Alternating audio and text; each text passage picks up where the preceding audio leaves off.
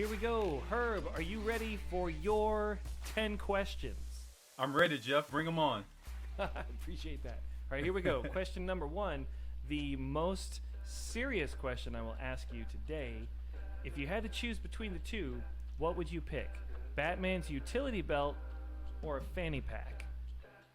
Well, I would have to go with a fanny pack for many reasons. Myself, a former Globetrotter, having appeared on The Amazing Race 3 times with my partner Big Easy, I was the guy who had to wear the fanny pack. So if you ever watched The Amazing Race, it's a show where you race around the world for $1 million, and there's one fanny pack that one of us has to be responsible for, and that's me. So I'm a fanny pack guy all day. I actually have a fanny pack right here next to me, to be honest with you. What? No. Do you really? Yes, way. Yes, way. Well, we got to see that if you're going to say it's right there. Right here. Yes! I'm a fanny pack guy. That's a styling fanny pack. I am a fanny pack guy. And I didn't know you were going to ask that question, so that's that's pretty aligned. Right. This is... You'd think we'd planned that, but we really didn't. That's great. Oh, man. Okay. Question number 2. What was your favorite, or what is your favorite movie? Oh, man. There's so many.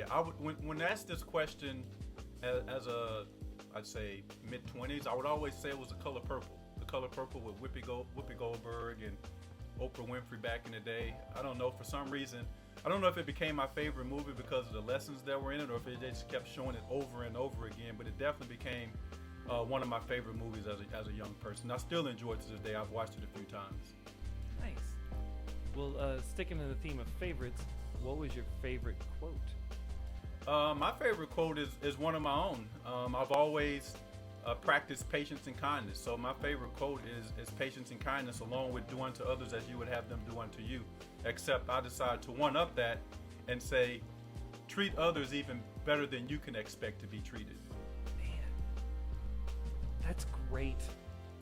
So with that, I mean, if you expect people to treat you good, I mean, your expectations have to be really up when you look to treating other people even better than you can expect to be treated. And I kind of adapted that as I began to travel around the world with different athletes and friends, because a lot of times we get this misconception that we're rude or we're cocky or we're arrogant.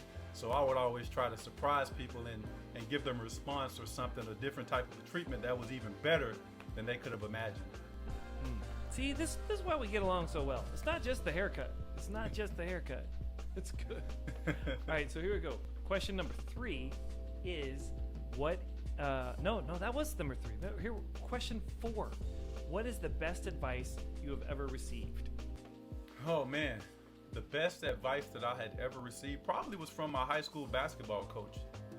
He would always tell us in high school about certain athletes that he'd coached throughout the course of his career, which had already been about 20 years. This is back in the 90s.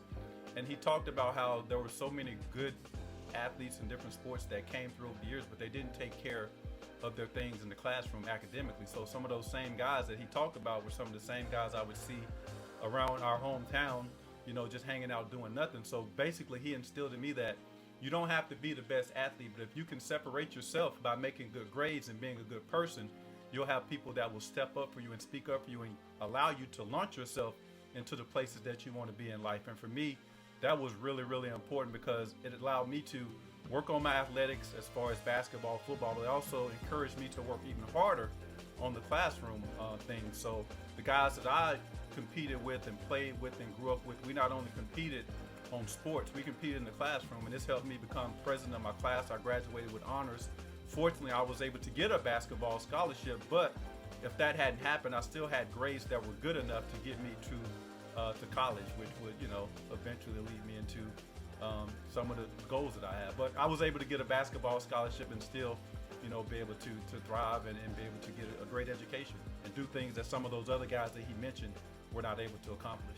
All right, well, as long as we're going back in time, next question is, what was your favorite childhood toy? Oh man, that is a great question. My favorite childhood toy, believe it or not, it probably was a Nerf basketball hoop. Yeah, I love those. At a young age, I began to get these Nerf basketball hoops, and of course I would destroy them because I hang them over the door and just slam dunk them until they would be into pieces. They would end up having, pieces of glue, pieces of tape, all kinds of things just to keep it together, or the net. But I was always excited when I could get a new one. But yeah, that would have to be my favorite toy, because it allowed me to be able to play basketball even inside. If it was raining inside, I could still, get a good game going on with one of my cousins, my younger brothers, or even my sisters. So yeah, Nerf basketball hoop. Nice. All right, so I feel like I know the answer to this next question, but I'm going to ask it anyway. When you were a kid, what did you want to be when you grew up? As a kid growing up, I actually wanted to be a singer. I did not see that coming.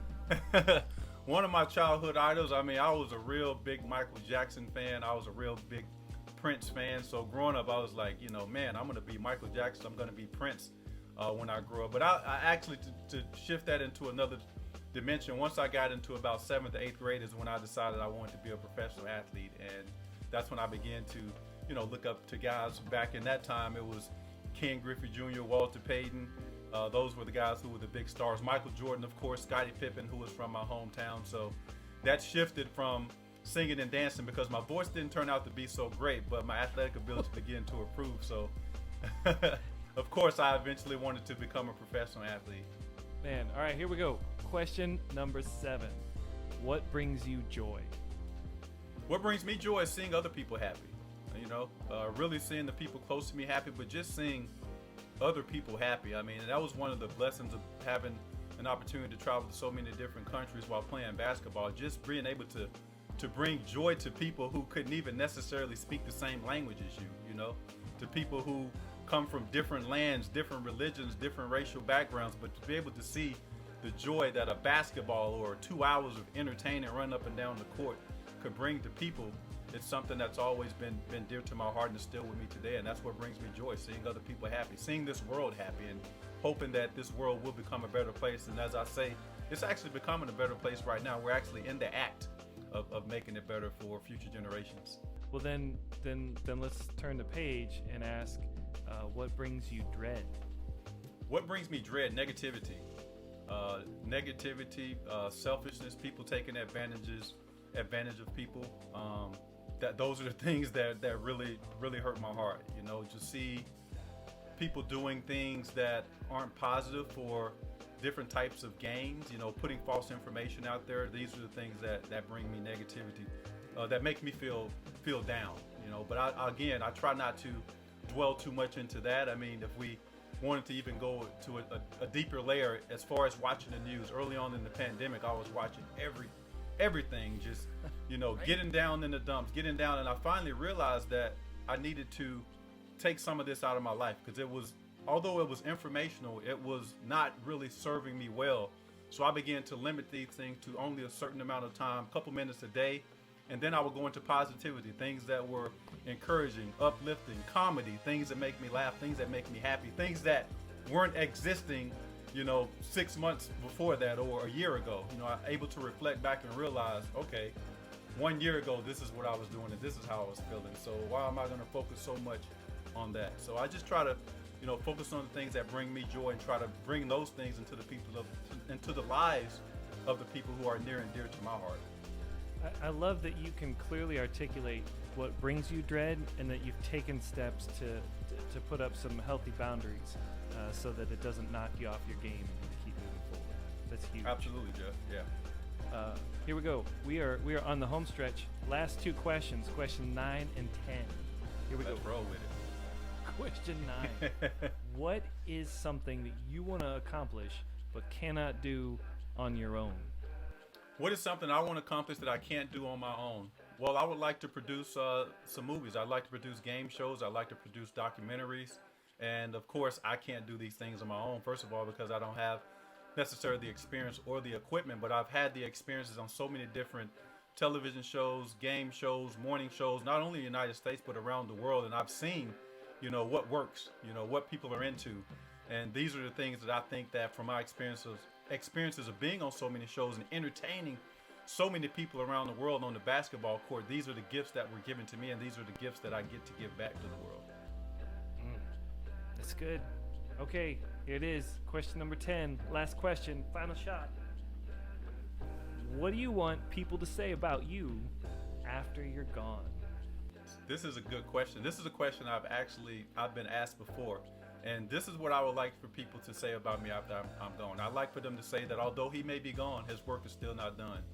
Because whatever foundation and things that I'm building right now, it's just exactly that. It's a foundation to grow up on. And I know that done the right way and that I'm doing it the right way, and that when I'm gone, the things that I have put out into the world, the positivity, the books, the game shows, the documentaries, these things will still bring joy and happiness to people around the world. Herb, you're good people. Thanks, man. I appreciate it. You're good people too. Well, we're all you. good people. We're all good people, Jeff. We just have to, sometimes it has to be to be brought out of us. We get caught up in, like you said, so much negativity, so much times we get caught in our heads and just spinning and spinning and spinning. But at the end of the day, when we get a chance to, be around people who can pull that out of us, or be around people who have similar goals, or are like-minded, that's when we begin to realize, well, I have this in me as well. This is actually, kind of how I feel too, but I've been taught for so long to think a different way. It's like we have to adjust our mindset or something. Absolutely. We have to shift our mindsets. I mean, that's kind of the theme of 2020 and 21, mindset shift. And, we've all been through a lot of adversity. Some people have actually thrived through this, but there's been people who suffered. But those people who suffered, I know that, they're all trying to figure out a way to remain positive. And that's what guys like myself and you are here for, to let them know that there's light at the end of this tunnel. Just remain positive and realize that we're all here. And those of us that are still here, we're here for a bigger purpose. Yeah. Well, on behalf of my audience and everybody that you come in contact with, thank you so much for showing up, and thanks for sharing today, man. Thank you, Jeff. Kindness is free.